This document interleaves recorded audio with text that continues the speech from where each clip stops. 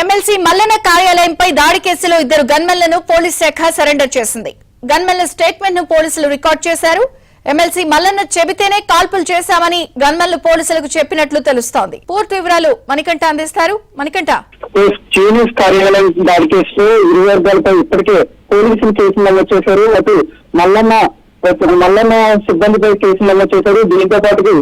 దీంతో పాటుగా జాగృతి కార్యాలయం నుంచి వచ్చి దాడికి దిగిన కార్యకర్తలపై కూడా పరస్పరంగా ఇద్దరుపై కూడా కేసులు నమోదు చేసిన పోలీసులు. అయితే ఈ గతంలో కాల్పులు జరిగిన గన్మెన్ హెడ్ క్వార్టర్స్ కు సరెండర్ చేస్తూ సిపిఐ ఆదేశాలు జారీ చేశారు. ఇప్పటికే ఈ ఘటనకు సంబంధించి పూర్తిగా కూడా నివేదిక ఇవ్వాలంటూ కూడా స్థానిక పోలీసులు కూడా ఆదేశాలు అయితే జారీ చేశారు. కేసు నమోదు చేస్తున్న రాచకొండ పోలీసులు ప్రస్తుతం కేసు అయితే దర్యాప్తు పూర్తి స్థాయిలో దర్యాప్తు చేస్తున్నారు. నిన్న అనుకోకుండా మల్లన్న చీఫ్ ఆఫీస్ లోకి ఒక్కసారిగా కూడా జాగృతి కార్యకర్తలు లోపలికి వెళ్లి తీవ్ర విధ్వంసం సృష్టించారు. అయితే ఆ నానా హంగామా అదుపు చేయడం కోసం వెంటనే కూడా మల్లన్నను కాపాడే ప్రయత్నంలో అక్కడున్న గన్మెన్ ఒక్కసారిగా కూడా 5